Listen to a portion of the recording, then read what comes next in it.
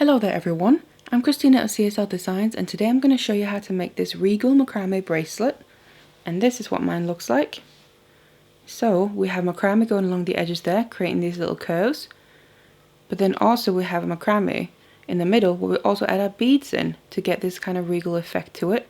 Now I started it and finished it off using larger jump rings, so that's how we attach the cord to then start making the macrame. And then it's also easy to attach whatever findings and clasp that you want to. So I have my extended chain, and then obviously the lobster claw clasp there. And this is then the effect I can give on the wrist. You can see, gives a really nice effect with the curves on the edges, and then those beads in the middle. And also, in a way, it's kind of nice and delicate. But obviously, you can end up with completely different looks depending on what materials and what colors that you choose. So if you want to learn how to make this bracelet, then stay tuned. So these are the materials that we're going to need. First of all, the cord that I'm using is this 0.9mm s-lon cord. I'm just using this lovely teal colour because I thought that would go nicely with the copper beads. And I have two different sizes in the beads here. So the first ones are some 4mm rounds, they're the larger ones.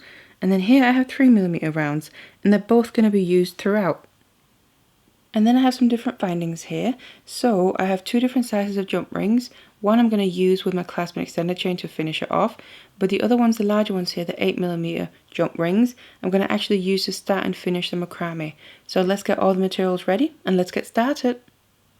So then the length of cord that we're going to need to cut is 4 lengths here of the s-lon, or about 3.5 meters each.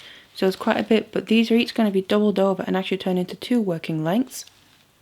So the very first thing that we need to do is get one of our large jump rings ready. So make sure first of all that it's closed nicely so we don't have an open gap there the cords can slip out of. And then we need to take each of our cords and attach them to it one at a time. So the way we want to do that is first of all we need to find the midpoint of the cord. So that means I put both of the ends together, and then where I have a little loop here on the other end, that's the midpoint. So I'm just going to kind of create this little loop, hold on to that.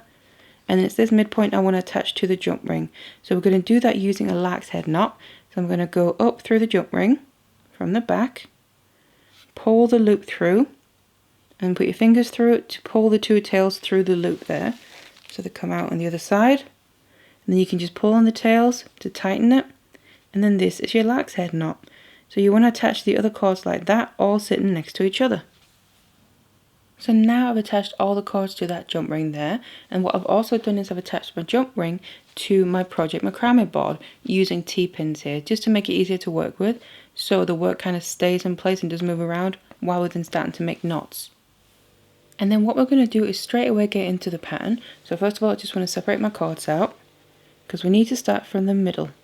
So I'm just bringing 2 out to one side, and then the other 2 on the side out to the other side. So we have the 4 middle cords, because I'm just going to be starting with them. So kind of getting the other ones here a little bit out of the way. And then in the middle, I want to first of all just get to the very 2 middle cords. So just separating the other ones away from them, but we're still going to be using them alongside each other here. We're just going to start with the 2 very middle ones. So what we need to do is make a double half hitch first of all. So I'm going to take my right one and cross that over the left one, and the left one there comes under, so they're basically swapped place. And then because the left one is the one coming underneath, that means that's the working cord. So I'm going to take that around the cord, back underneath it, make sure to go through the loop of itself, and then pull it all the way through. So it loops around the other cord, which is the holding cord, like that. And then tighten that all the way up, and then do it once more, so around your finger and through the loop, pull it all the way through, and then tighten that, and make sure it goes all the way up underneath the jump ring. So that's the first knot right there in the middle. And then this is where I need to incorporate the other ones as well. So I have those 2 middle ones right there that I just used. I'm just going to put the working cord to the side for now, and then grab the other one right next to these 2 middle ones, so the left one out of the 4 middle ones that we first separated out. And then we need to bring that underneath that holding cord, and then use this as a new working cord. So just make a double half hitch with that, so around your finger and back through the loop, go under that holding cord, and then tighten this. And when you're tightening these knots, make sure you hold the holding cord out at an angle like this, once more to make it the double half hitch, because it's the direction that you hold your holding cord in that determines how your row looks and what direction that goes in. So that's that one, and then on the other side we need to use the first cord that we used as a working cord. So the first one we made a knot with, that's now a holding cord, and then the outer one of those four on this side goes underneath that, and then we do the same thing as we just did, but just on the other side so it's mirrored. So we swap hands as well. Make sure to do a double half hitch there. Tighten it all the way up, and now this goes out in this direction. So what we end up with is between these two knots that we just made going in opposite directions, we pretty much more or less have a 90-degree angle there. And tighten them nicely. And this is the first little corner, you could say. Now what we need to do is start adding beads in straight away as well. So I'm going to be doing that to these two middle cords that were actually the working cords. So I'm going to get right to the end on both of them. And I've also prepared the cords, so I've just singed the end there with a lighter because it's a synthetic cord that I'm using, so I can do that.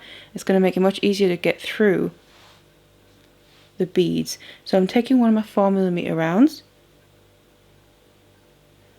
and first of all I'm just putting one cord through and get it through it there. And then once you have that, then I'm going to take the other cord, put it through the same bead and also in the same direction.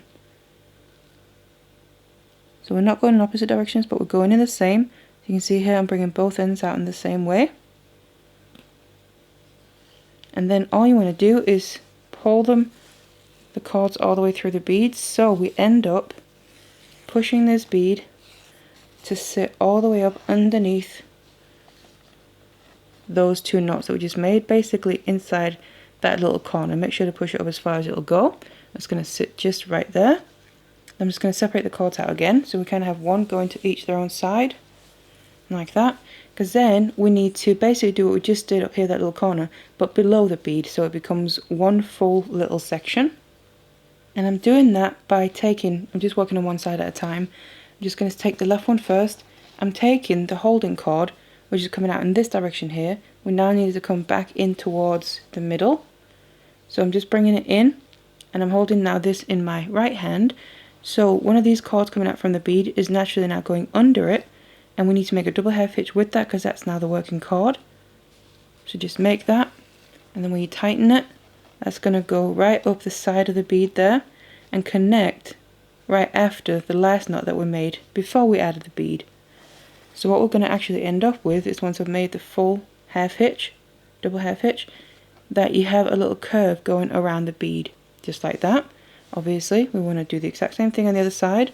So bring the holding cord back in towards the middle, over the last cord coming out of the bead that we haven't used, and that's going to be the working cord, and make your double half hitch, and then tighten that all the way up, so we get the same little curve here on the other side of the bead as well.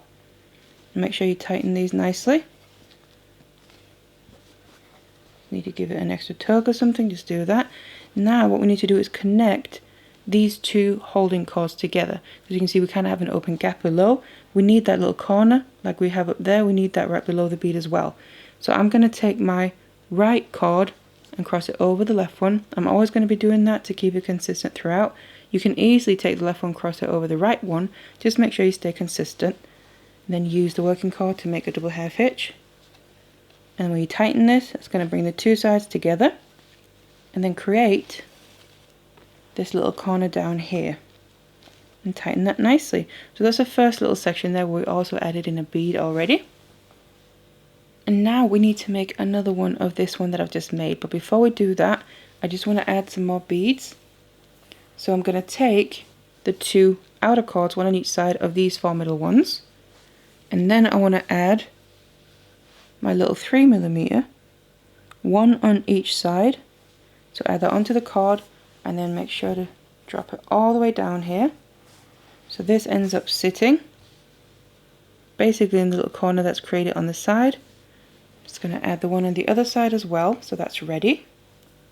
and just push that down. And they're going to be the kind of little embellishments on the sides and between these little curved sections in the middle. Then to make this again, all we're going to do is take one side at a time. I'm going to take the outer cord, bring it underneath, the one that with the bead goes underneath the holding cord, make a double half hitch. So this is going to be the exact same technique as I just showed you. The only difference is now we're not starting from the jump ring, we're starting from one we've already made. Another one here to make it a double. And then the same on the other side. So bring the cord with a bead underneath. Tighten it. And once more to make it a double half hitch. So you can see we've now achieved that little corner again. And this is then where we now need to add that 4mm round in the middle like we did in the first one. So grab the two middle cords, which are the ones we just used to make the knots with, and then add your bead onto them. Again, both through the bead in the same direction, so that when we push the bead all the way up, it's coming straight down like this, and the bead will sit right under that corner. Separate the cords out again, they're coming out from the bead. To then make the bottom half of this, just do that the same way. Bring the cord from the bead under the holding cord on the side. Do your double half hitch, so we tighten this now up the side of the bead to get that curve around it. And go back in towards the middle. Same with the other side.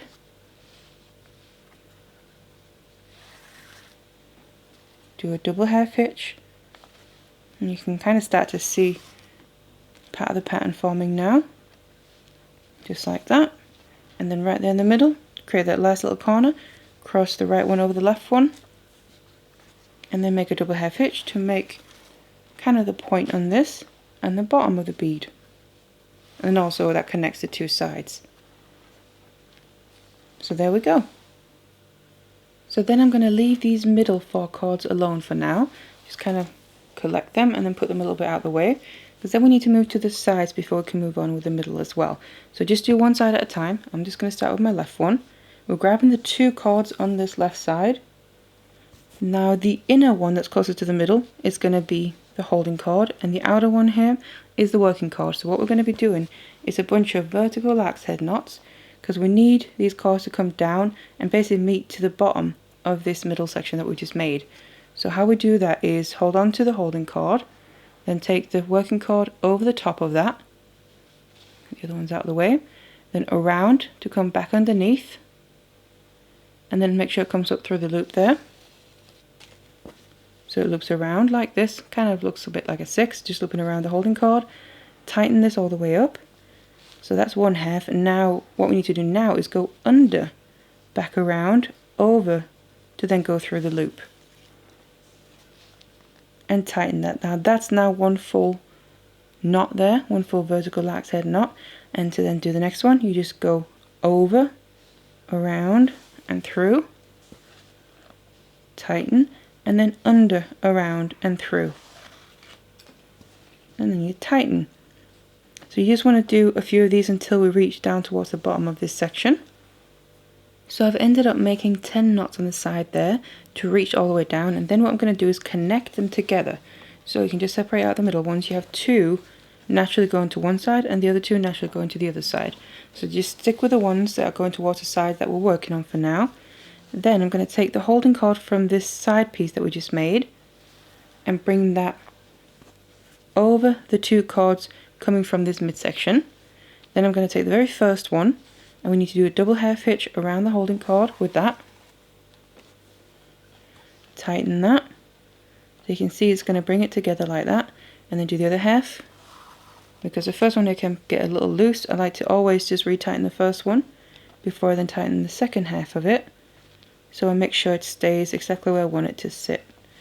That's the first one. Now we use the other working cord from that midsection. And then make a double half hitch with that as well. And you can see that fits together just nicely there. Now we obviously need to repeat this on the other side. So what we're going to do is exactly the same, it's just a mirrored image of it because obviously it's on the other side. So that means again, out of the two cords on the right here, the inner one is going to be the holding cord, and then the outer one towards the outside there is going to be the working cord. So again, our hands have just swapped jobs, you could say. So I'm going to take the working cord over, back around and through, tighten that, and then under, around and through. And then that's our first knot. So again, make the same amount, just 10 knots on this side, and when you bring this side then down, so you're able to reach the middle there after the 10 knots, you just attach them in the exact same way using these cords from this midsection, including the very last one there. So we now have 3 that we need to use, so we get that little corner in place again, and then that's going to be one full section. So then it ends up looking like this once I completed this section, and then all we gotta do really is repeat this over and over again. So that means the 4 middle ones you use to make that midsection where we add the beads in the exact same way from here on, and then on the side you just use these 2 to make these kind of curved rows on the edge and then connect it all together again. So on the side here you just use this outer cord again to make the knots with around the inner one of the 2. And obviously the same on the other side. So like I said, all you got to do is repeat this until you reach the length that you need. So now I kept making my macrame, and then we end up with this pattern until we reached all the way down to the other end, where we then need to finish it off. So obviously we then need to use the other large jump ring to be able to do that on this end using the excess cord that we have left.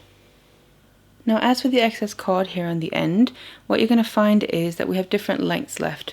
So the outer 2, the one on each side, they're short, so we don't have that much left because they've been used the most. So they've been used to make knots the whole way along the edges all the way up.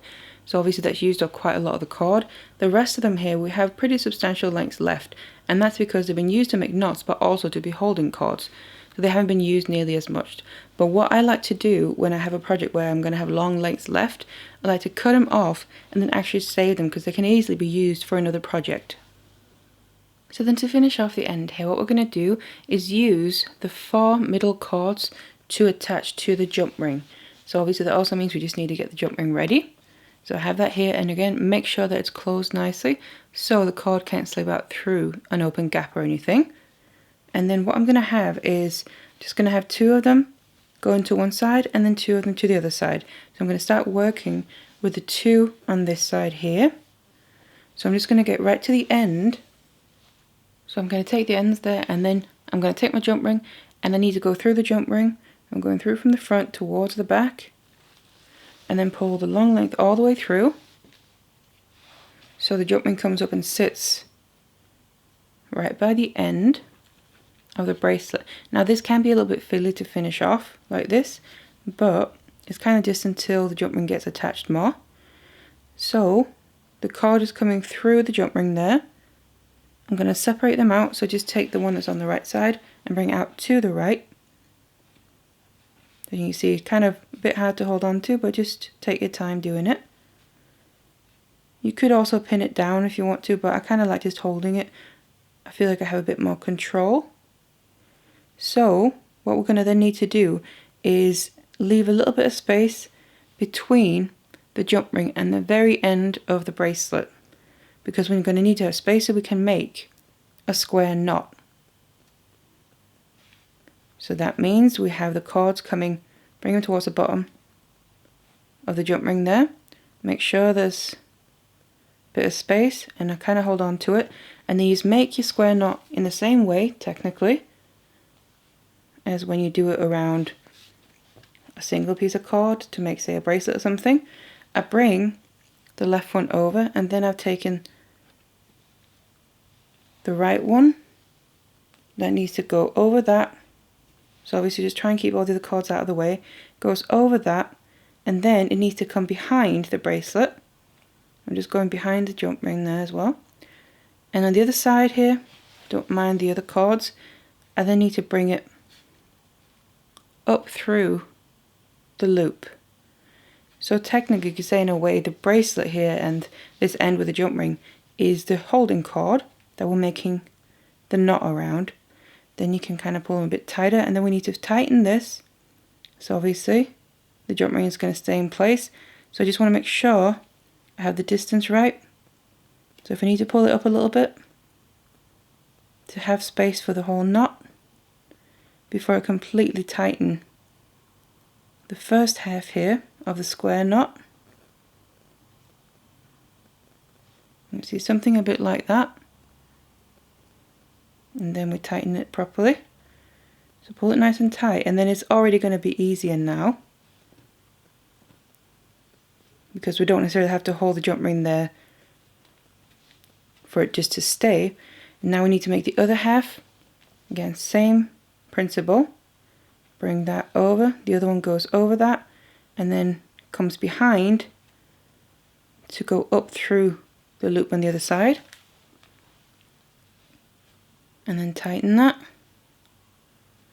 Make sure that goes right underneath the previous half. So basically that fills in the rest of the little gap that we left between the jump ring and the end of the bracelet. So just like that. So that's one side, you could say, attached. Now what we need to do is use the other two cords that we left out to the right. So basically it's the same thing, but obviously we already have this square knot now, so it can be a little bit tricky now to get in between where we need to go. But you just want to make another square knot with these. So in the same way as before, I go right to the end of the cord and then I put them through the jump ring. Again, make sure to go through in the same direction. And then pull them all the way through. Make sure they're sitting properly next to each other so they don't overlap.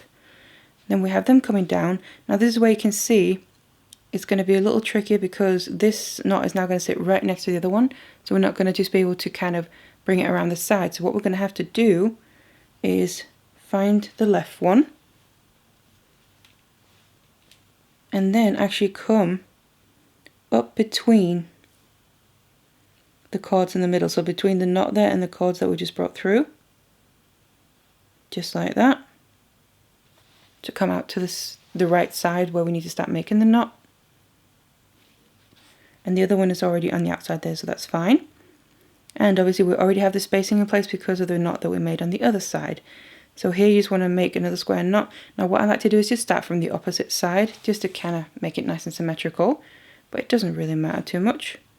So I'm going to bring the cord over, then the other one goes over that, and then again this is where it's a little bit different.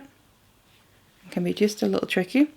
Grab the very end, and now we need to go back through the same gap we just came through just to be able to get to the back. Again, that's where it can be quite handy to have the ends of the cord singed. Makes it much easier to get through.